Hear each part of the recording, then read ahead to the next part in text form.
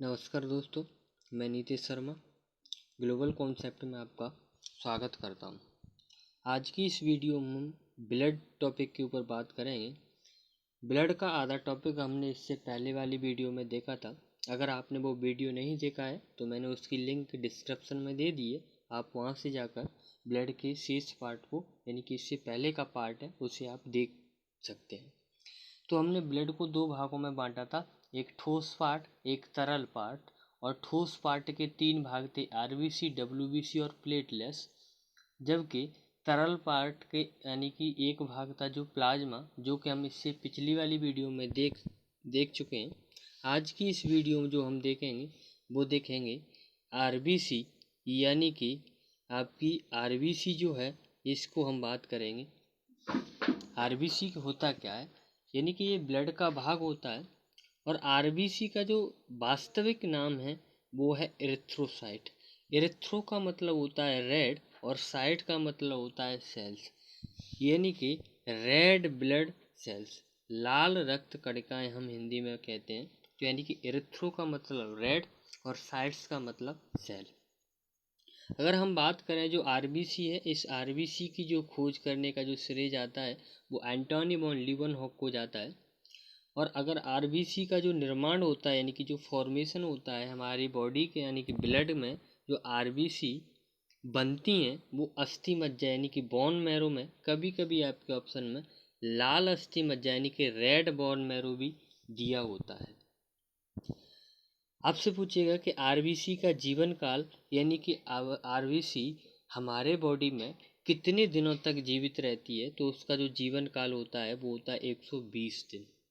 अगर हम बात करें आरबीसी, जो आपकी आरबीसी है, ये डेड और ब्रेक डाउन कहाँ होती है, यानी कि मरती कहाँ पर है, तो यकृत या लिवर या स्प्लीन, जिसे आप प्लिया कहते हैं, यहाँ पर ये इसका डेड यानी कि ब्रेक डाउन होता है, ये मर जाती है। इसीलिए हम आरबीसी का कब्रिस्तान कहते हैं लिवर को या स्प्लीन को। आपसे क्वेश्चन पूछेगा कि आरबीसी का कब्रिस्तान किसे कहा जाता है, तो आपका आंसर होगा स्प्लीन या यकृत।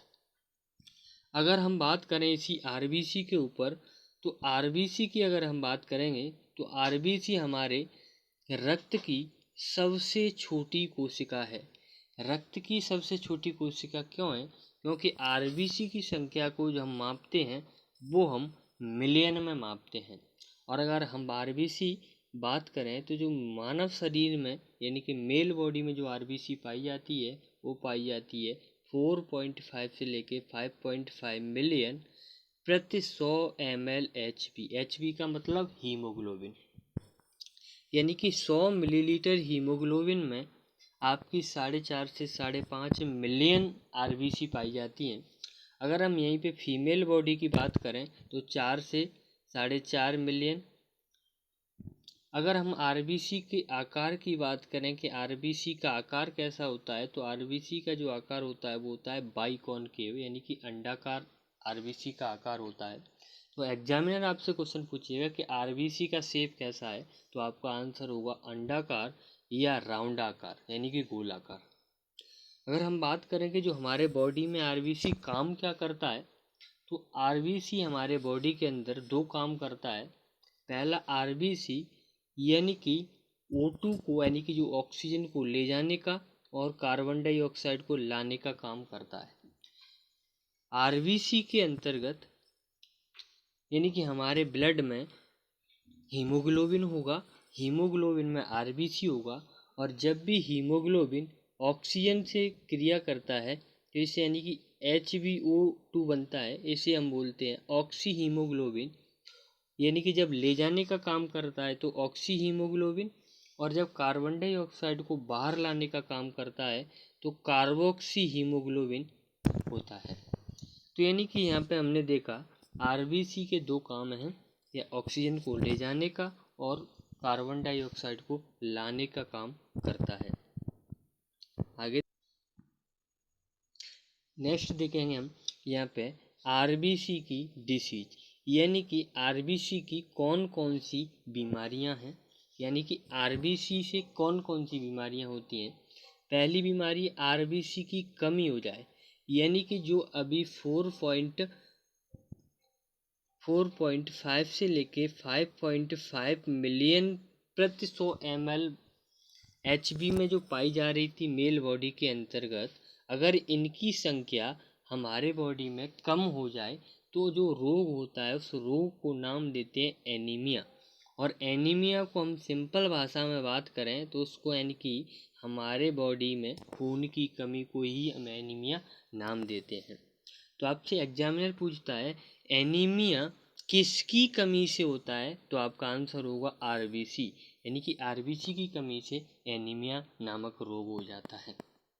नेक्स्ट रोग देखते हैं कि आरबीसी की अगर हमारे बॉडी में संख्या ज़्यादा हो जाए, 5.5 मिलियन से भी प्रति 100 ml एचबी में अगर संख्या ज़्यादा हो जाती है तो उस रोग को हम नाम देते हैं पॉलीसाइथेमिया। यानी कि पॉलीसाइथेमिया नामक रोग में क्या होता है, व्यक्ति का यानी कि जो पर्सन है उसका खून खराब हो जाता है, जिस रोग को हम नाम देते हैं पॉलीसाइथेमिया। तीसरा जो रोग है वो है सिकल सेल एनीमिया। ये सिकल सेल एनीमिया क्या होता है, ये जेनेटिक्स डिसीज है, अनुवांशिकीय रोग है। अनुवांशिकीय रोग का मतलब है वह बीमारी जो कि जन्म से आई हो, यानी कि अगर किसी बच्चे के माँ या बाप पिता को किसी को भी हो तो वह बीमारी बच्चे को भी होगी। और ये सिकल सेल एनीमिया है वो एक अनुवांशिकी बीमारी है, यानी कि जेनेटिक्स डिसीज है। इसमें क्या होता है, हमने देखा था कि जो आरबीसी का आकार होता है वो अंडाकार की आरबीसी होती है, लेकिन सिकल सेल एनीमिया में क्या होता है, इसमें जो आरबीसी का आकार होता है वो हंसिए जैसा हो जाता है, यानी कि इस प्रकार से आरबीसी हो जाती है। होनी चाहिए तो उसे अंडाकार, लेकिन हंसिए के आकार की आपकी आरबीसी हो जाती है। तो यानी कि आरबीसी की हमने 3 बीमारियां पढ़ी। पहली पढ़ी थी आरबीसी की कमी से एनीमिया हो जाता है, आरबीसी की अधिकता से पॉलीसाइथेमिया हो जाता है, और तीसरी जो बीमारी पढ़ी हमने सिकल सेल एनीमिया, जिसमें आरबीसी का आकार हंसिए जैसा हो जाता है। अगर हम बात करें आगे, आरबीसी के कुछ की पॉइंट्स हैं जिनको हम देखते हैं कि हीमोग्लोबिन को रेस्पिरेटरी पिगमेंट यानी कि श्वसन वर्णक कहा जाता है। ये आपसे क्वेश्चन पूछता है एग्जामिनर कि श्वसन वर्णक किसको कहा जाता है, तो आपका आंसर होगा एचबी। आरबीसी में केंद्रक नहीं पाया जाता है, लेकिन 2 को छोड़कर ऊंट और लामा, इन दोनों की आरबीसी में केंद्रक पाया जाता है। पहाड़ी क्षेत्र पर जाने पर आरबीसी की संख्या बढ़ जाती है। जब भी आप किसी पहाड़ी क्षेत्र पर जाओगे तो अगर आप किसी पहाड़ी क्षेत्र पर जा रहे हैं तो आपकी आरबीसी की संख्या क्या होगी, बढ़ जाएगी। ये आपसे एग्जामिनर पूछता है कि पहाड़ी क्षेत्र पर जाने पर आरबीसी की संख्या में क्या परिवर्तन होगा, तो आरबीसी की संख्या बढ़ेगी। तो आरबीसी हमारा कंप्लीट हुआ। आगे देखते हैं डब्ल्यूबीसी, व्हाइट ब्लड सेल्स। इसका जो रासायनिक नाम यानी कि नाम जो है, वास्तविक जो वैज्ञानिक नाम है वो है ल्यूकोसाइट। ल्यूको का मतलब होता है, इस ल्यूको का मतलब है वाइट, और साइट्स का मतलब मैं पहले ही बता चुका हूँ सेल। ल्यूकोसाइट मतलब श्वेत रक्त कणिकाएं। अगर हम बात करें इसकी खोज की, तो जो खोज की है वो एंड्रेल और एडिसन नामक साइंटिस्ट ने की है। अगर हम इसकी संख्या की बात करें तो हम आरबीसी को मिलियन में मापते थे, जबकि डब्ल्यूबीसी को हम यहाँ पे हजारों में मापे, हजारों की संख्या में मापन करते हैं। तो आरबीसी की जो यानी डब्ल्यूबीसी की जो संख्या होती है वो होती है 8000 से 10,000 प्रति 100 ml एचपी। यानी कि अगर आप 100 ml एचपी में देखोगे तो डब्ल्यूबीसी की जो संख्या होगी वो 8000 से 10,000 के बीच में मिलेगी। आपसे पूछता है कि आरबीसी और डब्ल्यूबीसी का रेशियो क्या होता है, तो आपको याद रखना है आरबीसी और डब्ल्यूबीसी का जो रेशियो है वो 600:1 होता है। यानी कि आरबीसी की संख्या अगर 600 है तो डब्ल्यूबीसी की संख्या 1 होनी चाहिए। ब्लड की सबसे बड़ी कोशिका है क्योंकि हजारों में इसका मापन किया जाता है, इसीलिए डब्ल्यूबीसी का जो निर्माण होता है वो भी अस्थि मज्जा में होता है, यानी कि बोन मैरो में होता है।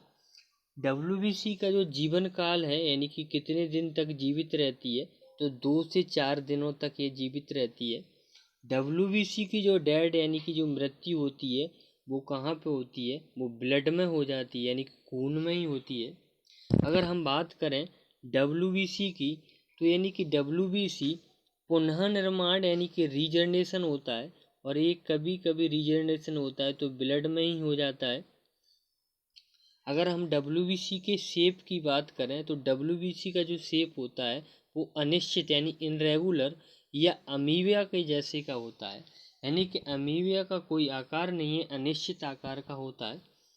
अगर इसके हम फंक्शन की बात करें कि डब्ल्यूबीसी का काम क्या है, तो डब्ल्यूबीसी का काम है शरीर के अंदर रोगों से लड़ने की प्रतिरोधक क्षमता यानी कि इम्यून सिस्टम को बढ़ाना, इसका मेन काम होता है।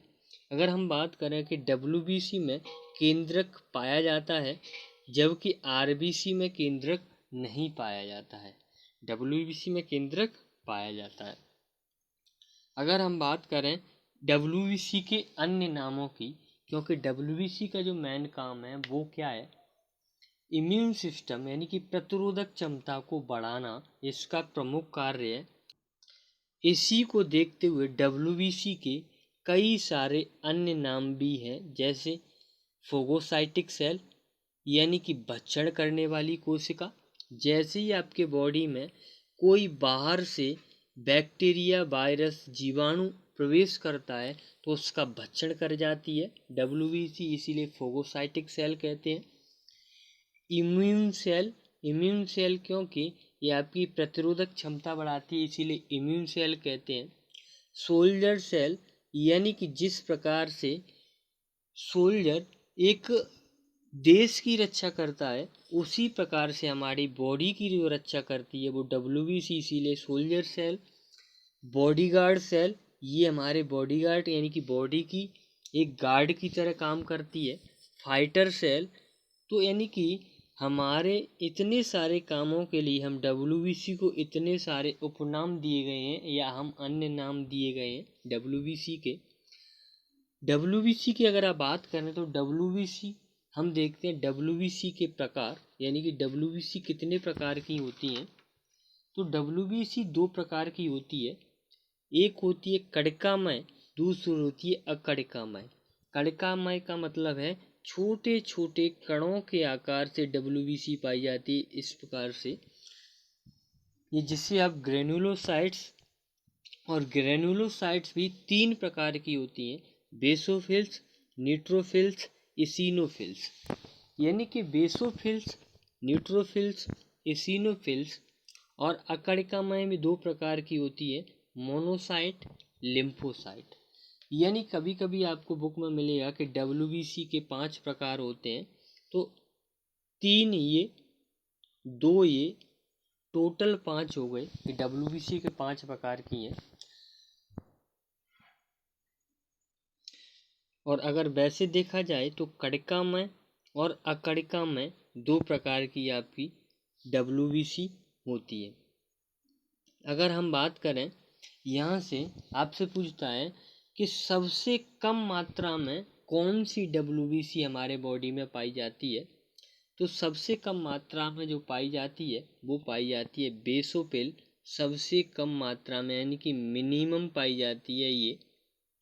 अगर हम आपसे पूछे सबसे ज़्यादा मात्रा में कौन सी डब्ल्यूबीसी पाई जाती है आपके बॉडी में, तो सबसे ज़्यादा जो पाई जाती है वो पाई जाती है न्यूट्रोफिल, सबसे ज़्यादा पाई जाती है। सबसे कम पूछे तो बेसोफिल, सबसे ज़्यादा पूछे तो न्यूट्रोफिल। अगर यहीं पे आपसे पूछे कि डब्ल्यूबीसी में सबसे बड़ी यानी कि लार्जेस्ट डब्ल्यूबीसी कौन सी है, तो लार्जेस्ट की बात करें तो मोनोसाइट सबसे बड़ी यानी कि लार्जेस्ट है। और अगर आपसे सबसे स्मॉलेस्ट पूछे तो आपकी लिम्फोसाइट सबसे स्मॉलेस्ट यानी कि छोटी WBC है।